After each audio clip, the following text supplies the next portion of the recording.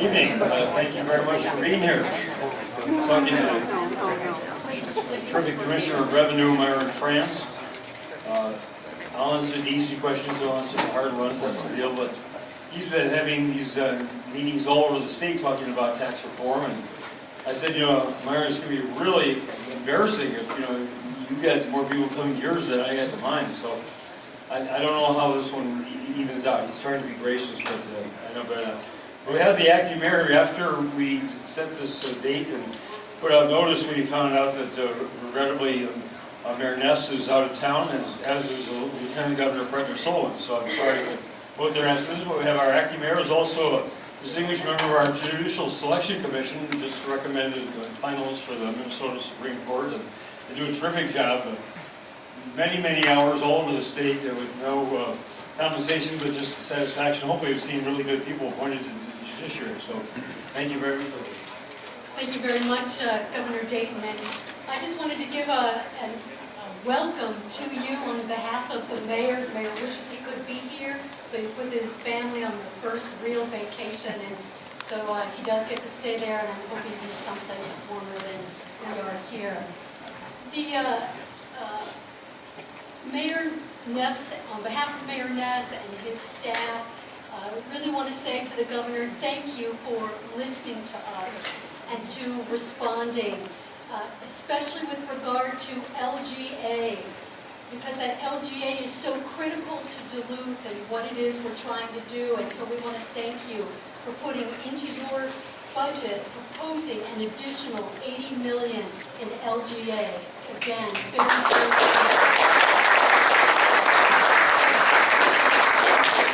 And I know we want to get on with the town hall, and I know, Governor Dayton, you're probably tired of acting mayors and mayors saying to you, we always need more money. But now that I have this opportunity to tell you, we could use a little more money. In thinking about Duluth, and if you're having a conversation about cities that have some transportation challenges, cities, for instance, that are well built into a hill, or cities that are like 26 miles from end to end, port cities, cities that have rail.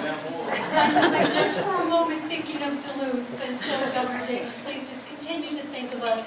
And again, thank you so much for all of your support to this area. It's tremendous, and we appreciate it.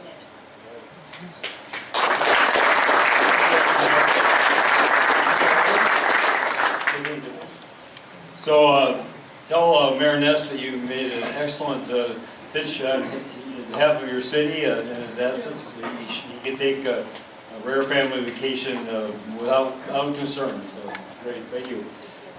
This is the first one of these that we've held anywhere, so if we're a little rusty on it, please understand. And the idea is to have it be informal. I'm not going to make a long speech, neither is Mr. France, because we want to get to your questions, your suggestions, recommendations, things you like, things you don't like.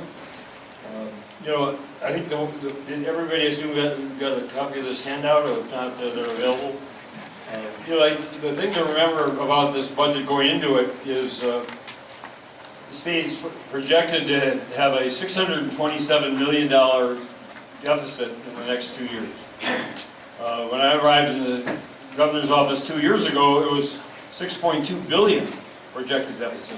So we're now 1/10 of what we were, but we still are looking at a deficit. In addition, we owe the school districts $800 million for the past shifts. We paid off $1.9 billion of it. So it may come a long way, but we're still paying off these old debts from the past games and gimmicks that were employed to previous to my arrival. So right away, you either raise that amount of money in revenue, $627 million in additional revenue, or you have to cut another $627 million from the budget for the next 2 years. We've already cut $2 billion out of that budget. The legislature in 2011 and I, the Republican leadership, they deserve credit. We cut spending. It was very difficult. We cut spending for the University of Minnesota by 14%. And for higher education overall, university, MINSCU, and student aid by over 13%. We are now in this biennium, this 2 years, in real dollars, after inflation dollars, is the lowest level of state support for higher education in 30 years. So, I mean, we're not making the investments that we need, and the chancellor and the president of the university tell us they have to have if they're going to allow education to be affordable for young people and to their parents, as well as have the quality necessary, because everyone says quality of your higher education is going to determine who's successful and who's struggling in the future, and which states are most successful and which ones are not. So I don't want to raise taxes on middle-income Minnesotans. I think you already pay too much of your income in state and local taxes, and you pay a higher percent of your income in state and local taxes than the wealthiest people in the state, which is why I think that they're capable of paying more of their fair share, and that simple tax fairness says that they should do so. So my proposal is raise taxes 2% on the wealthiest 2% of the people in the state. My opponents say I want to raise taxes and implying that it's everybody's taxes. That's not true. It's just on the wealthiest 2%, and by mayors, by putting more money into local government aid, LGA, and county program aid. One of the main ways in which we can help keep property taxes down, increasing state funding for the public schools. Another way we can indirectly help keep property taxes down. So those are the goals, to have tax increases on people who can afford it, and then to direct that money into eliminating the deficit and to making the investments in education, infrastructure through a bonding bill, which will come out the week after next, and then economic development incentives that are going to employ more people in Minnesota and move our state forward. So thanks for being here. I'll ask Commissioner Revenue to make a few remarks, and then we'll throw it open for comments. Thank you, Governor, and thank you all for being here tonight. I just want to add one more point so we can get to the questions right away, and that is the Governor's plan also provides for the opportunity to eliminate some corporate tax loopholes, tax breaks, so that all corporations can pay the same rate. One of the things that we want to try to do is to level the playing field. And to the extent we can eliminate tax expenditures that just a few corporations use, so that all corporations can pay the same rate, is really one of the other areas of fairness that we want to bring onto the tax code. We also want to help with the renter's credit. In addition to the local government aid the Governor mentioned, we do have an increase in the renter's credit that helps those of limited income to have a little bit of help on the property tax portion of the rent that they pay. So those are a couple of the other areas that we really are promoting in terms of the Governor's tax package. I'm sure there's some other ones. One other one I'll mention, then I'll turn it over back to the Governor and let you all ask questions. That is the affiliate nexus, or what we call e-fairness. Right now, those corporations that sell into Minnesota, they don't collect sales tax because they don't have a store here, or they don't have employees here. We want to change that so that there are some companies like Amazon and a few others that have actually people in Minnesota selling on their behalf. We would ask that they collect sales tax like all the local businesses do now, so that it'd be more fair for all Minnesotans to collect that sales tax. So with that, I'll turn it back over to the Governor and to you. All right, so we have a couple of people here with voting mics, and if you want to say anything, raise your hand, please, and then if you would mind identifying yourself by name, and if you're representing a particular organization, indicate that, and if you don't want to, you don't have to. But my feeling is everybody ought to pay their fair share of taxes. Now, if you make more, you pay more. If you make less, you pay less. If you're here part of the time, you pay for part of this, everybody else is paying for. And that's what keeps the society functional. And once we lose that ethic, then, I'm concerned, really concerned. I've got Peg, thank you. got Peg Sweeney here. I pay. Hi there, how are you? I just want to start this whole thing off by saying thank you for recognizing some of the things that you pointed out. And that's that the property tax is the most unfair tax that we have. And the only way to do true property tax relief is to increase what you are giving in the way of local government aid to local units of government, whether that be the counties, for the services that they provide. Many of them are mandated things that are actually state services. To the cities, cities are really hurting.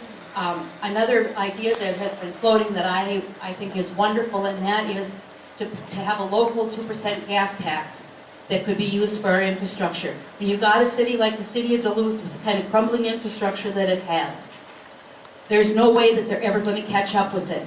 St. Louis County has the same thing. We do several $1 billion worth of road repairs every year.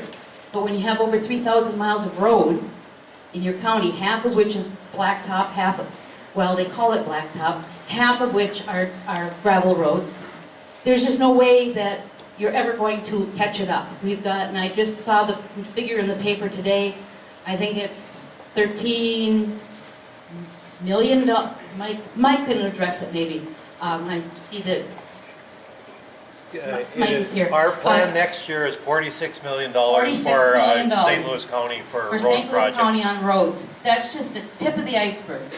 So just that kind of aid and that kind of help from the state helps everybody in this room to be able to pay less in property taxes. Because if we can't do it from the aid from there, we've got to start doing it through property taxes, which is the only tax that we have. Calculated assessment, but it seems very arbitrary to people, especially when it changes drastically upward.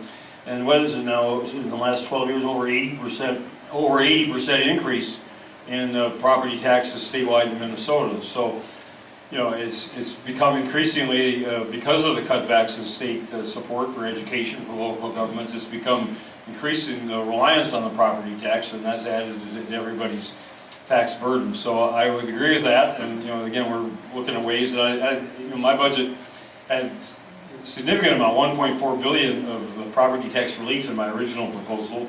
That one didn't quite fly, so the one I have now is silent on property tax relief, but I had the prior understanding with the legislative leaders that they're going to take that on, so the final package will definitely have property tax relief.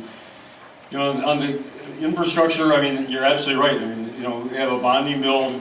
I'm going to propose $750 million of bonding, and I think there'll be at least 3 times that much really good projects that really need to be funded. It'll put people to work right away and improve the quality of life all over the state. And you know, it's just there's just not enough. And we have a new Commissioner of Transportation, Charlie Zelli, whose mandate is as a businessman to figure out how we can finance the kind of transportation improvements we're going to need for the next 20 years. You know, we haven't done much for the last 20 years. You know, we've fallen behind, if everybody knows, in terms of quality, in terms of congestion. You know, I said I used to, when I first started going around the state campaigning for the first time in 1981, 82, I'd leave one town and I'd handwrite thank you notes. Somebody else is driving. Sorry. Tony from Wrenchall, you know, a little town out here, you know. I know where it is, he doesn't, but I can. Well, I'm from you know, for Wrenchall. many years, we've been on the outside looking in, paying our state taxes for stuff to do, like the aquarium and North Shore Theater. And you've been laying out a terrible, terrible scenario for the state of Minnesota.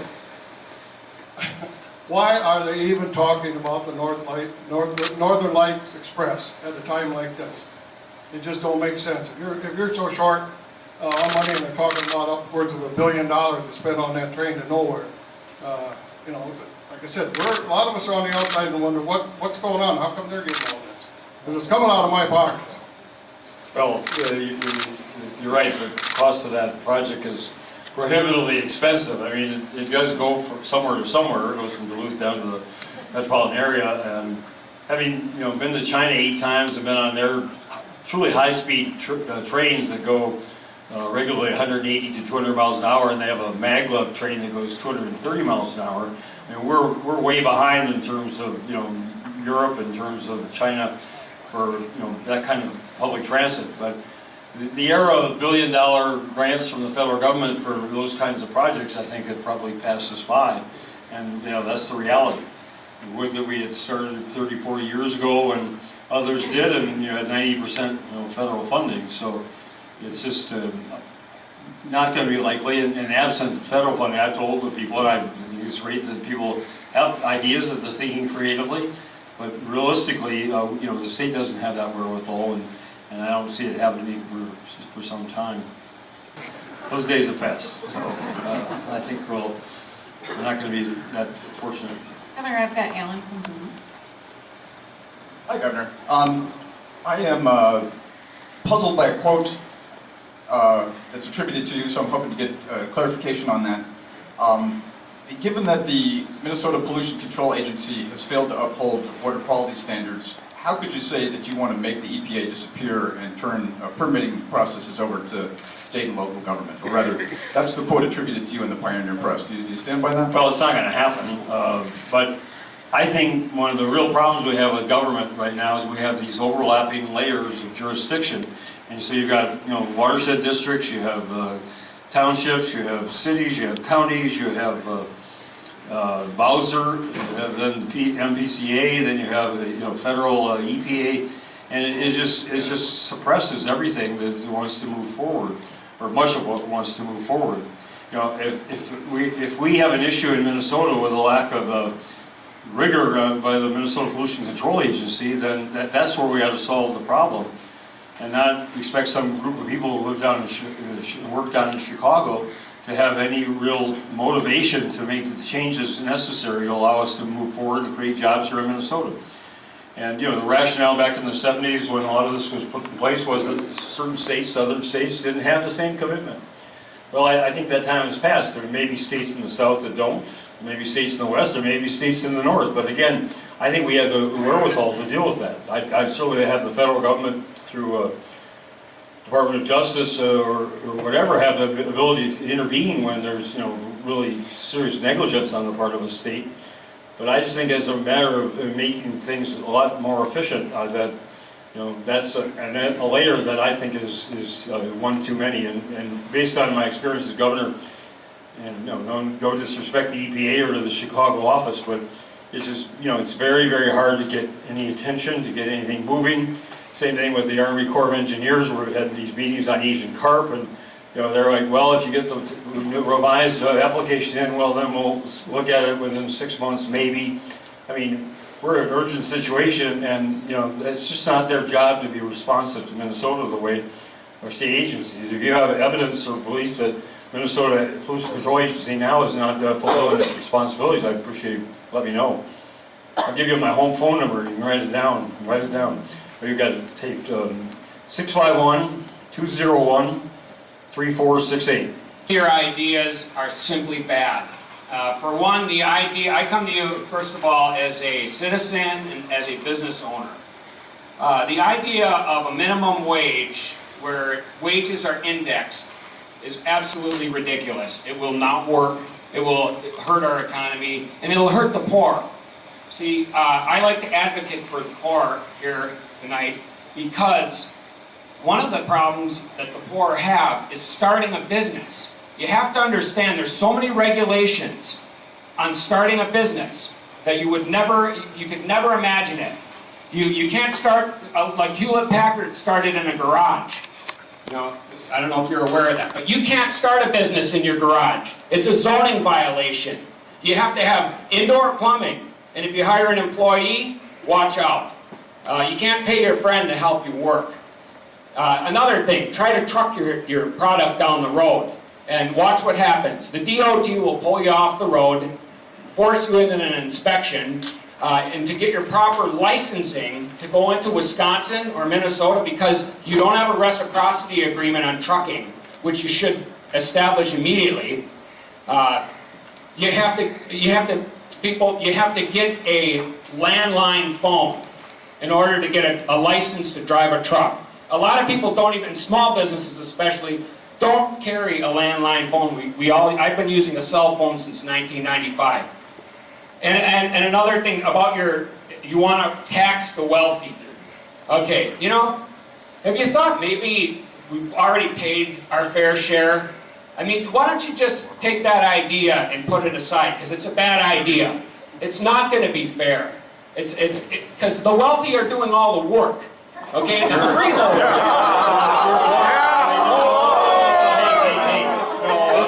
ideas are welcome, here, all points of view, we're respectful.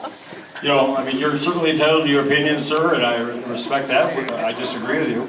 You know, there are a lot of views, and those are yours, and I appreciate your integrity to speak your truth here in front of people who may not agree with Well, you. if you've ever had a real job, you might understand what it's like. My name's Max the If you've never Black. had a job, you're a lawyer. Governor, I have Patty from Duluth back here. I'm not, I plead not guilty to being a lawyer. Welcome to Duluth. My name is Patty McGuire, and I'm a Duluth citizen. I'm a chaplain, and I'm a volunteer with the American Cancer Society Cancer Action Network. And I'm here to thank you for supporting the increase in the tobacco tax. You know that smoking and tobacco is still a problem here in Minnesota, and raising the tax is going to keep younger people from starting. I would like to ask you to support raising the tax from, you're suggesting about 90 cents a pack. I'd suggest going up to $1.50 a pack more. That'll keep more young people from starting smoking. And that's the important thing. We want to keep our children who are being targeted by the tobacco industry from starting smoking and therefore getting cancer or many other diseases that are caused directly by tobacco products. So thank you for your good work, thank you for your support, and thank you for the continued work you're doing. Well, thank you. That was a tough conversion for me because, again, my principle on taxes, they ought to be fair and they ought to be at least a flat tax, if not progressive. And the cigarette tax, according to the Commissioner's analysis, his department's analysis, is strong, a regressive tax. But there's a social purpose beyond the tax purpose, which is to dissuade people from starting to smoke, especially young people, and then to encourage people who are smoking to stop smoking, which is, you know, very difficult to do. So that's the rationale behind it, and you know, that's the way thumbs up. So some people thumbs up, some people thumbs down. That's the nature of the government process. We've got Terry Want to over say anything here. to that? Yeah. Terry from International Falls.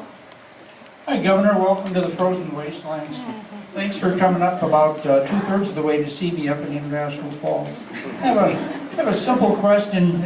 By the way, some days you really frighten me, and hopefully you can give me an answer that. I played hockey in International Falls in 1964. How long have you been there? That's scary. 47. The answer is, or the question is simple. I'll give you 20 seconds of context to give you a fair chance of giving a meaningful answer. The question is, how much is enough? In 1960, we had $1 billion budget. Last year, you signed a $34 billion budget. That's a 3,400% increase. Now, sure, of course, there's inflation. That's 727%. And we've had a population increase. That's 57%. But when you render it all down, that's still a 600% increase. That's just growth of government. So, back to the question. How much is enough? Well, I'd have to go back to 1960 if we have and I'll ask MMB if they have the files in the archives. A business gentleman a couple weeks ago cited from the year 2000 to 2012. And on the surface, that looks like about a 40% increase in spending. But if you take out inflation, as you said, and compare, you know, same constant dollars, it's a 5% increase, and the population has grown 9%. So actually, the state now is in 2012 is providing services at a lower cost per resident than it was in 2000. Now, 1960, you know, government was a different being back then. We didn't have environmental laws and regulations and a lot of other things.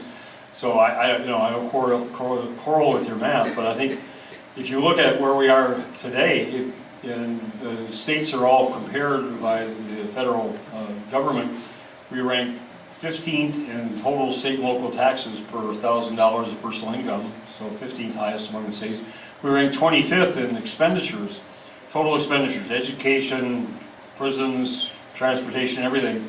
We rank 25th among the states, right in the middle.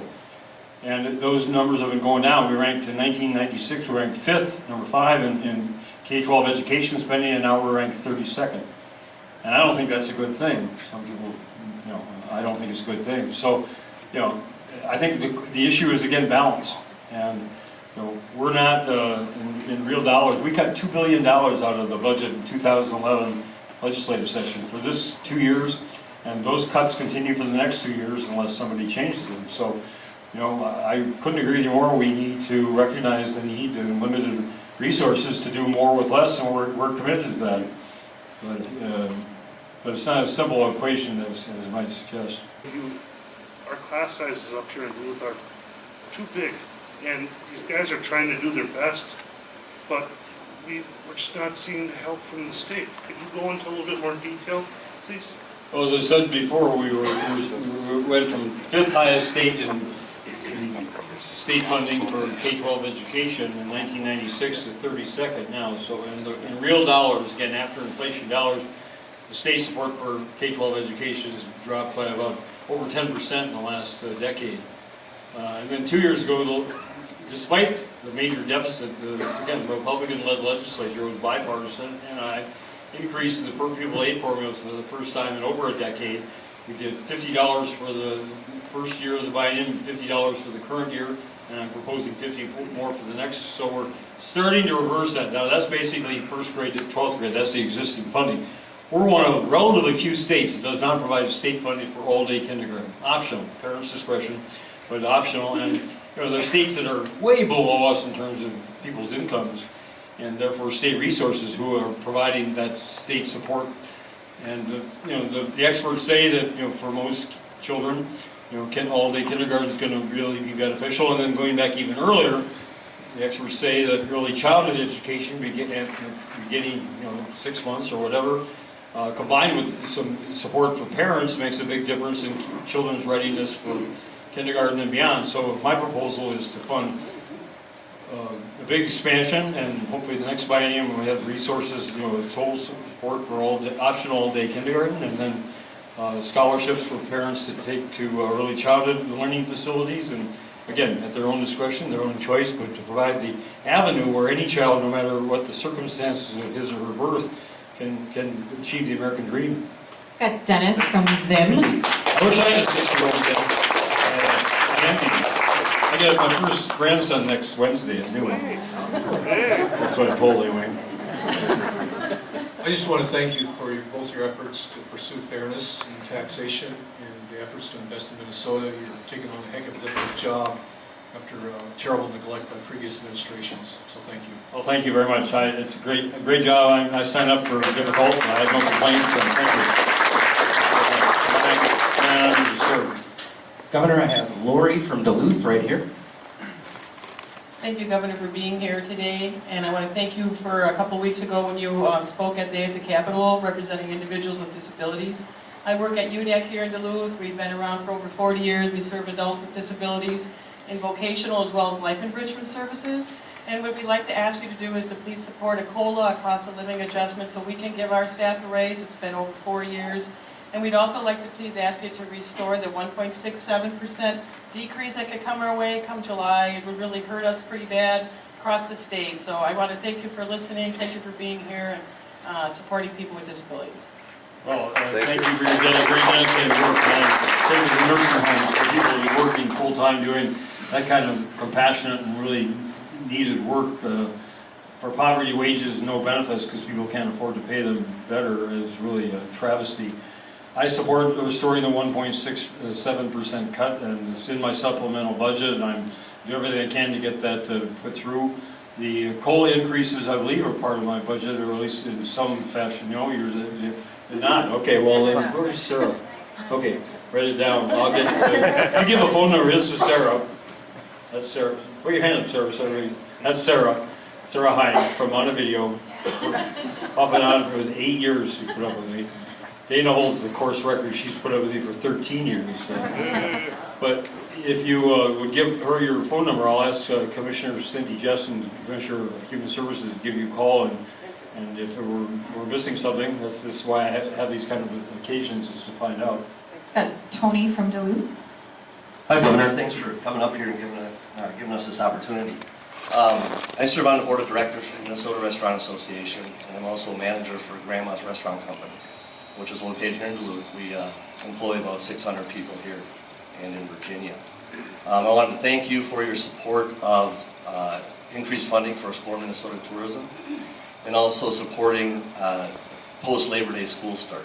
Those two initiatives will really help us to continue to do. Local school district option, choice. Right. They get the things. But what I wanted to ask you was just what your thoughts are on minimum wage legislation.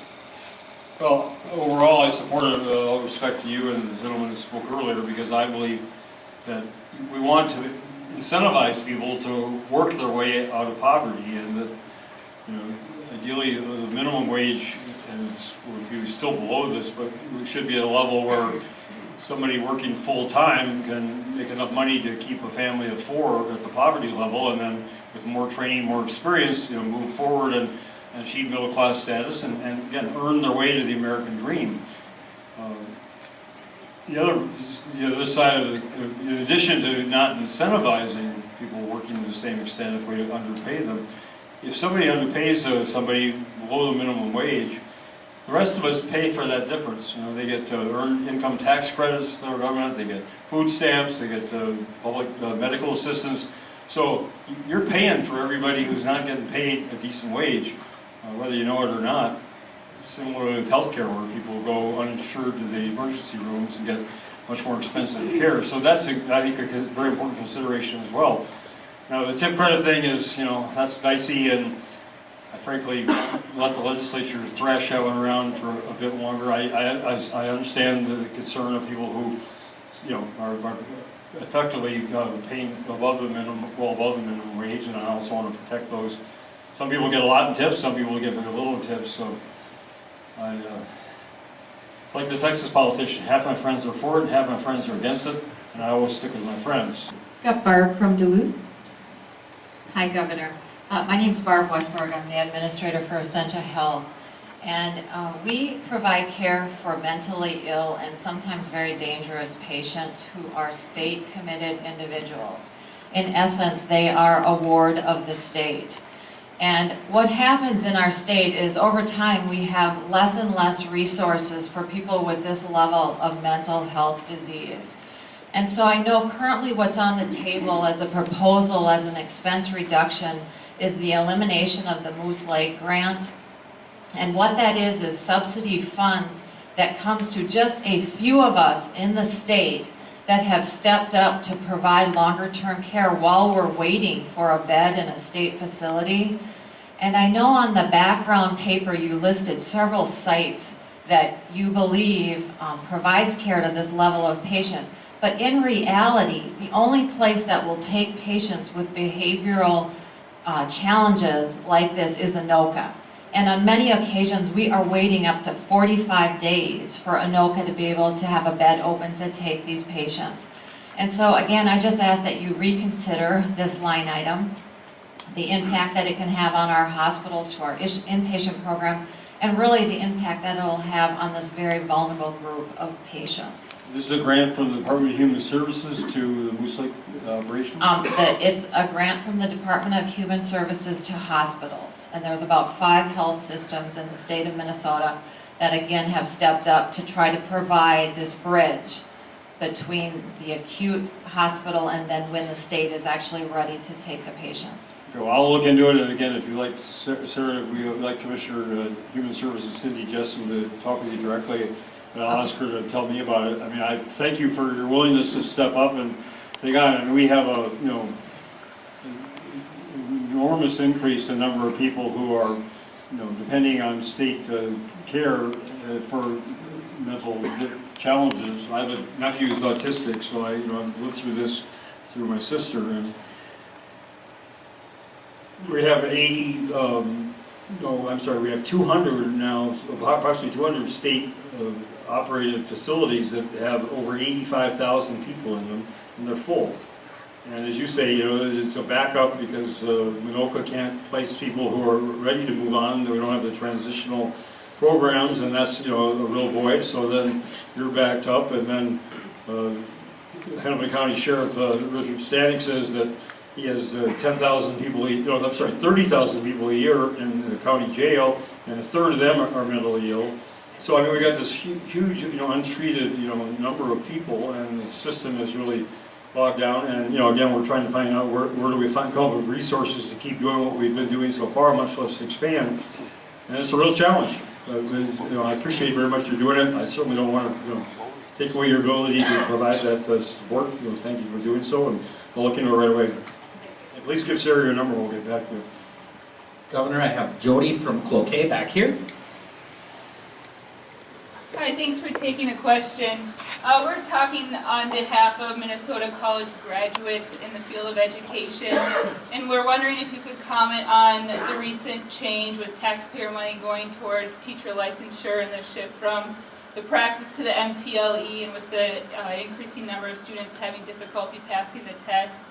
Wondering if you could comment on that and what will be done to assist those students. Well, I defer to really terrific Commissioner of Education, Brenda Caselli. She thinks the test changes were unfair, and we're trying to work that out in this current session, and I'm hopeful that they will do so, because the last thing we want to do is have same thing with testing of kids. You have an unfair test, it produces unfair results, and it causes a lot of trauma in people's lives for no good reason. So. And I actually work with folks with developmental disabilities and mental health concerns, and part of that statement that came out saying that we were going to lose some of that Moose Lake funding for our hospital beds also included a change to the community support services, which is another one of those frontline pieces of services that we give to people who have very serious behavioral needs. And our understanding is that we're going to actually lose access to our state-operated community support services in 2014. I use our local regional team all of the time for my clients, and it actually prevents hospitalizations.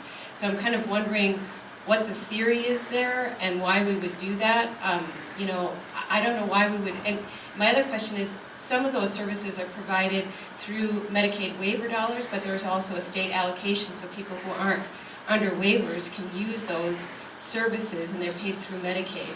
So it's a I hate this word because it's thrown around so much right now, but it is considered an entitlement for somebody who's in crisis. So I'm wondering what is going to be the crisis plan in the future. I've watched the DCERT at the state hospitals, and the crisis plan right now doesn't work. I mean, you just demonstrated that. And this feels like a further ratcheting down of the crisis services. Well, when I've made a mental note, these meetings I have around the state, Commissioner of Human Services, Cindy Jessen, is going to be joining us. And I will ask her to come up if you give your name to Sarah, and if there's a group of you concerned about the Moose Lake situation and the funding reductions, if that's the case for crisis care facilities, I'd be glad to ask her to come up and meet with a group you would assemble and talk about it. And you can apprise her more, and she can explain whatever is going on, and then she can also explain it to me, which I'll ask her to do. So, again, if you give your number to Sarah, I'd be glad to do that. Governor, first of all, it was just 7 or 8 short months ago that you sat in this same room. And while I chaired the board, you led a bipartisan effort, both from your office and in the state legislature. The clouds opened up on June 20th. When they finally left our area, they had washed the better part of 140 roads into the St. Louis River and into Lake Superior. Today, St. Louis County only has 2 roads left closed. The dollars that you provided made a huge difference here, and on behalf of Commissioner Dahlberg, who's the current chair of the St. Louis County Board, Commissioner Forsman, the chair of transportation here in St. Louis County, we all want to thank you. That effort, we could not have made the progress we've made without that bipartisan effort and your leadership, Governor. Well, thank you. I appreciate it very much.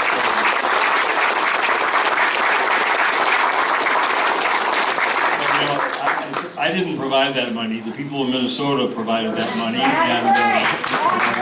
and through the goodness of their hearts, as we did in southeastern Minnesota previously, and did up in the Red River Valley with the flooding there.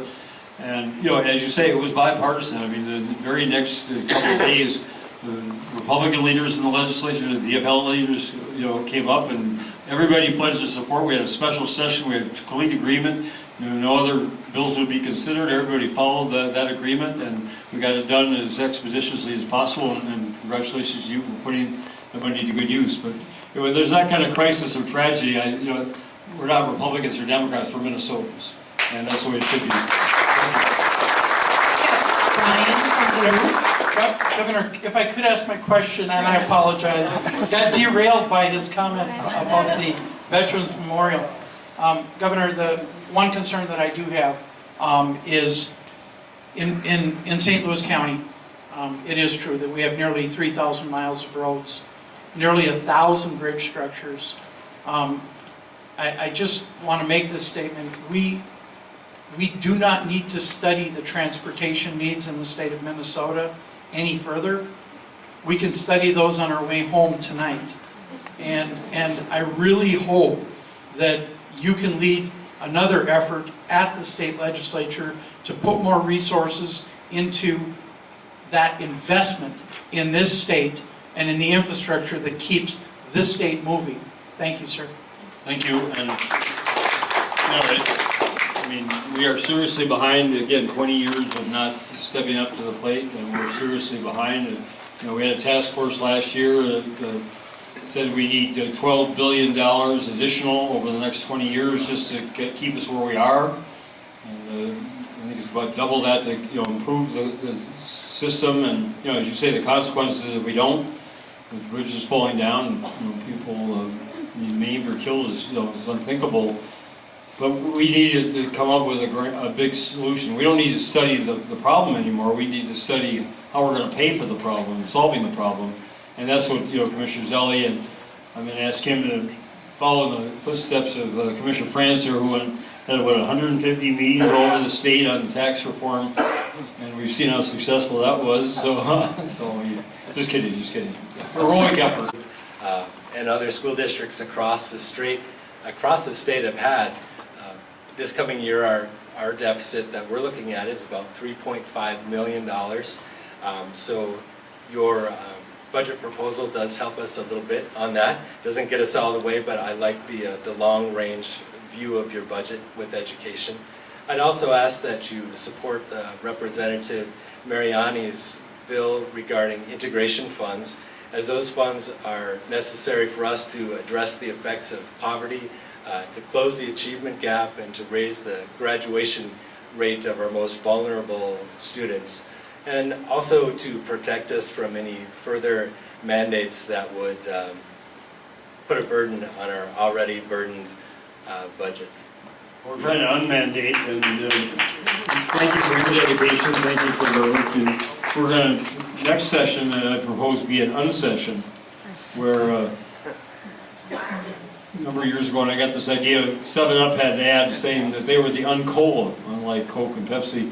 So this would be the unsession, rather than adding mandates or anything else, we would take them away.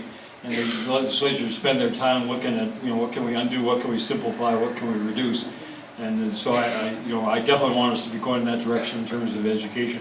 I hope that you and your counterparts around the state will do an active job of persuading your fellow citizens in Duluth what your financial situation is and why. I mean, some people believe, we're spending all this extra money, and some of the comments that have been made here, what difference does it make? When the facts say otherwise, but most people aren't aware of that situation. So if you could underscore not just, not only the 3.5 million, but also how it got there, and where your money does come from, and what you need, and for what reasons, then that will, if that happens statewide, it would really help the process down in St. Paul. Thank you. Governor, back of the room I have Kathy from Duluth. Governor Dayton, I want to thank you for being here today, and as a citizen, I feel so fortunate to have you as governor of Minnesota. I would like to, one population we haven't talked about is homeless youth. And I've worked with homeless youth for about 24 years through Lutheran Social Service here in Duluth. And as you know, they are being portrayed as being scary youth. They're not scary, they're scared. Thank you. And there's 2,500 homeless youth across the state of Minnesota, approximately 150 homeless youth in Duluth. And I just want to thank you so much for adding dollars to your budget to help serve that vulnerable population. Thank you. Thank you for your work.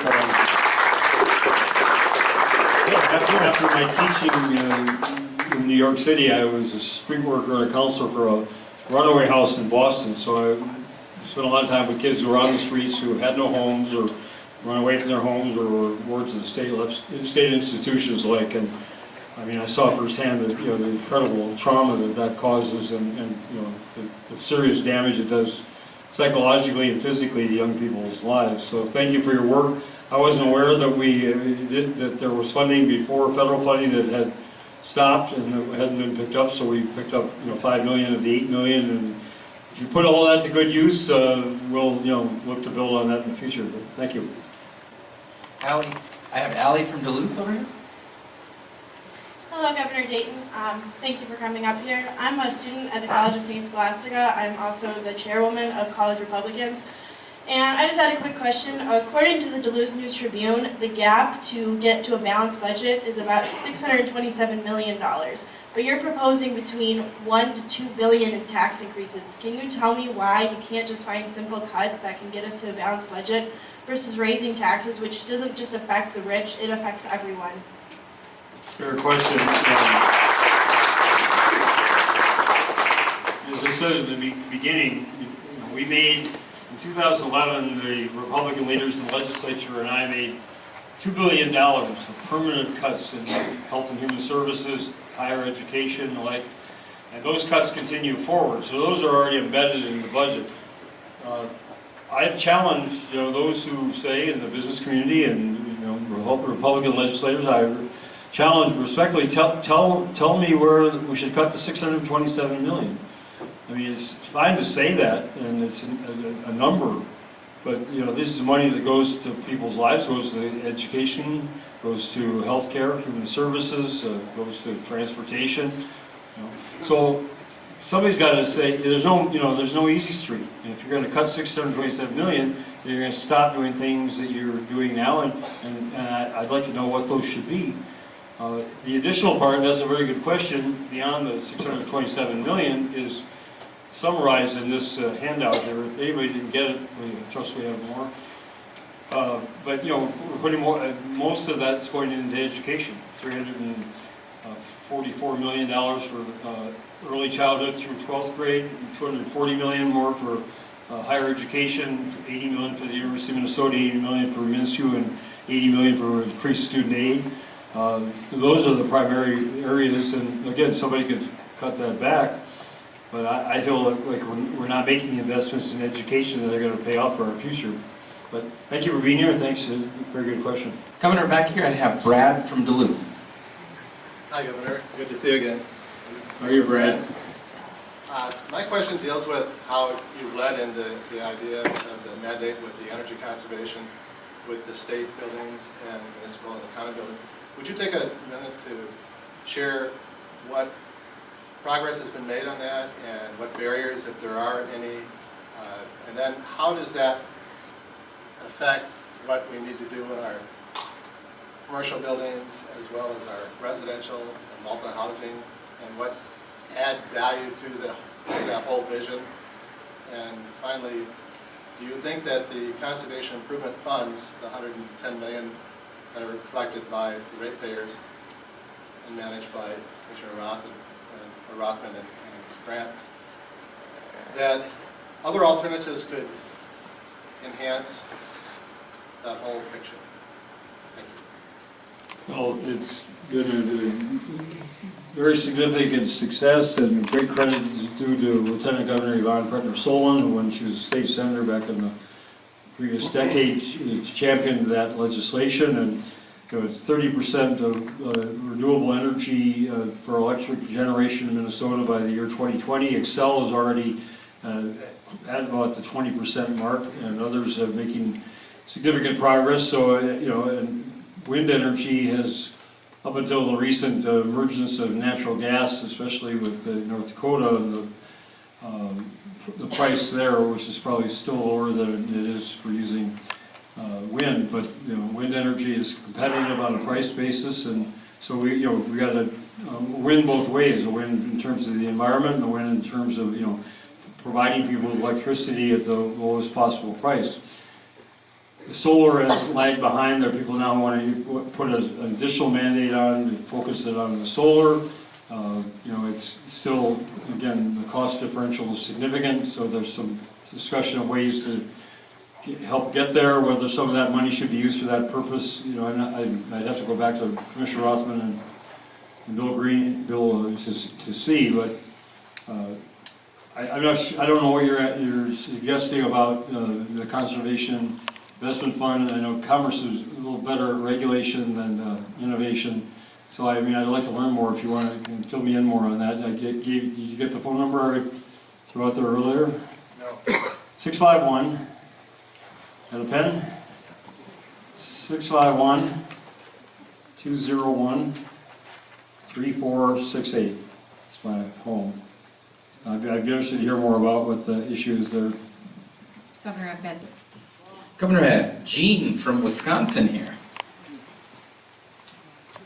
Thanks for letting me talk. I didn't know if they let a badger in or not, but they did. Have we put in that toll bridge yet, where you have to pay that toll to cover Wisconsin? I presented this proposal to Governor Pawlenty when he was governor, and Governor Doyle when he was in Wisconsin many years ago. You know, the economy was too good then. Well, it's a jobs proposal. It costs very little. I'll just give you a quick rundown on it. To help it improve, stimulate the economy in practically any state and create thousands of much-needed jobs, minimal cost, in all areas of the building trades, manufacturing sector, and related business community. For a one-year window, I say 3. I dropped it down to 1. My proposal is allow people to update, remodel their homes and buildings, including landscaping on their property, without raising their property taxes any more than anyone else who didn't make any improvements on their square footage for the same period of time. And I'm not saying taxes can't go up, but for this one-year window, they would not be going up, and they would not be penalized in the future. It would create thousands of jobs that people could re-insulate their homes, put new windows and all these things. You know, if you do that now, the assessor's there on the door before you even start your project sometimes. And to me, that's not right.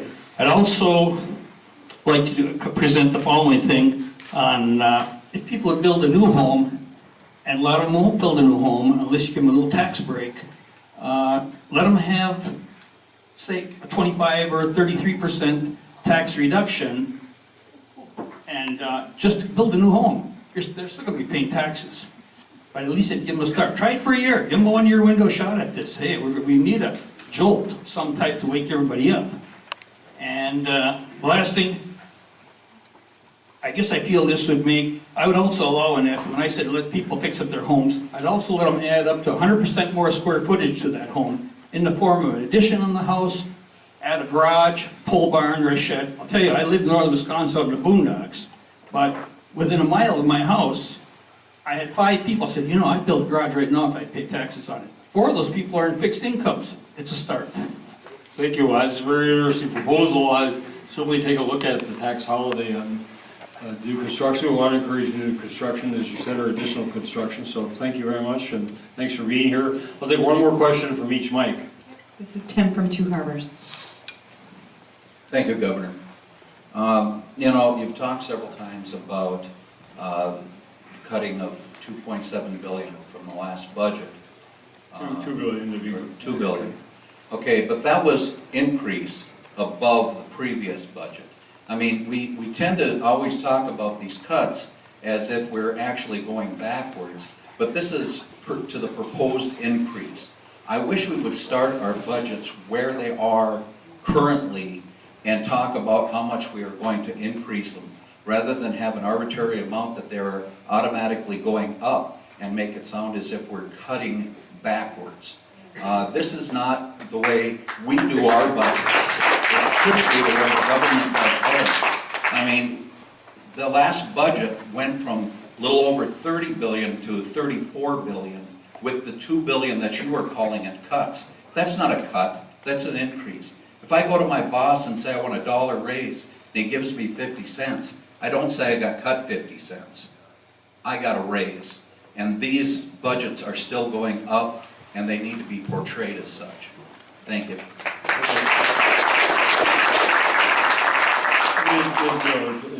It's certainly a valid point. The budget's established by nonpartisan Department of Management budget based on current law and what current law requires in terms of funding, for example, schools. School aid is per pupil. Number of pupils goes up, funding goes up. Projections on healthcare, again, under existing laws. The legislature can come in the next session and change the laws and affect it accordingly, which we did in 2011. And those cuts, if you look at the budget for higher education for the next 2 years, is exactly the same dollars as for these 2 years. And so are those other reductions that were made. They're carried forward. But you're right. They are in the areas where the budget is increasing because of people, because of needs, whatever. Then you're right. It's a reduction in what would otherwise occur under current law. I mean, I didn't go back to the 2000 to 2012 comparison before. I mean, if you look at the nominal or the current dollars, the number jumps up. I think it's about 40%. If you look at the real dollars after inflation is factored in, it's increased from 2000 to 2012 by 5% total, not per year, total. And population has grown by 9%. So you've got population. But in those same terms, our dollars haven't gone up that way. Our budget, state budget, has gone up exponentially. It's gone up 40%. Our budget, nobody here, or maybe some have, but I don't know many people whose income has gone up 40%. Well, it hasn't gone up by 40%. That's the difference that we have. I don't think the facts support that. There are other factors. Maybe it's fine. I mean, I respect your point of view. We disagree. I provide you with information. I don't think it'll change your mind. But I just want to point out, for example, from the last biennium to this one, there were $2 billion that came from the federal government's the stimulus bill that we're not continuing. So that brought down the money, brought it up. The school shift. It brought down the money for the previous biennium, jacked it up in this one. So there are these different kind of finaglings that have gone on before. We're not doing that anymore. We're not doing the budget games and gimmicks. So there'll be a more honest accounting and a better able to compare from one to the next. But there are those kind of factors, and it's too much to get into tonight. But anyway, I understand your concern. I think every tax dollar is got to be as well spent as possible, and we need to be accountable to you, the taxpayer, for doing so. So thank you. Governor, back of the room with Jim from Duluth. Thank you, Governor Dayton, for being here and letting our voices be heard. I also look forward to your next visit, so hopefully it won't be too long. I think everybody realizes how important small business is to the success of our economy and actually our national economy. And one of the gentlemen back here voiced a complaint about the regulation, and I totally understand that. I think if there can be anything done to focus on trying to reduce regulation, streamline them, just anything that can make it a better environment for small businesses to thrive, I think is very, very important. And then you were mentioning the 2% richest Minnesotans, focus on them for some extra tax. I just don't see that being a problem if you're looking at what this country is founded on, making it good for the majority of the people. I think it just shows if you tax the richest 2% in the country or in the state, it just shows that those people they should recognize the opportunity they've had to be able to be in that 2% and to make a little bit of an extra contribution should not be something that is disappointing to them. It should open up an opportunity for them to for more ingenuity and different things that will actually help our country and our state more. Thank you very much. Very briefly, the context for the raising the taxes on the 2% is right now, and this is again Commissioner Franz's Department of Revenue's analysis they do every 2 years. Middle-income families in Minnesota pay a 26% higher share of their incomes in state and local taxes in the wealthiest 1%. So we don't even have a flat tax in Minnesota, which has been advocated at the federal level. We have we have pretty flat tax across the spectrum from lower middle to upper middle income, and then steeply regressive, drops down to the top 5% and top 1%. So that's the context for asking them to pay. It still won't bring them up to the same percentage as everybody else, but it brings them closer. In small business, I couldn't agree with you more. I think I tried to make that point earlier about, first of all, the regulations, the overlapping jurisdictions. I mean, if I could wave one magic wand in government, how it functions, I would just eliminate that duplication, triplication, multiplication of all the overlapping requirements, and especially burdensome on small businesses because they don't have all the wherewithal to hire the specialists and the like. And the next session is the end session. So, got my phone number, I hope, by now. If you don't, again, for somebody else, but let me know where the burdens are. We've got Minnesota Pollution Control Agency now reducing its timeline for processing routine applications down to 90 days. We're working to get that better. We're working to eliminate a lot of these other areas where we got overlapping and words. I mean, I read through the bills probably more than anybody here. That's why I get paid to do it. I'm glad to do it, but I'm not glad to do it, but I do it. But I mean, there's just the words and how prescriptive it is, and all this stuff and everything else. When I was state U.S. Senator, the CEO of the Mayo Clinic told me that there are 110,000 pages of Medicare and Medicaid rules and regulations. I said I didn't have time to read them all, so I took his word for it. So I proposed an amendment that would have required the Secretary of Health and Human Services to reduce that number by 2/3 in a year. The theory being that it can't be said in 37,000 pages, it doesn't need to be said. But that's how extreme. It didn't pass, by the way, because various people opposed it. But that's how extreme this has gotten, and that's why I really believe this session should be a landmark session in terms of really shifting and reducing those burdens. But we need the specific details to do so. Thank you all very much. You've been very patient. You've been very polite about it.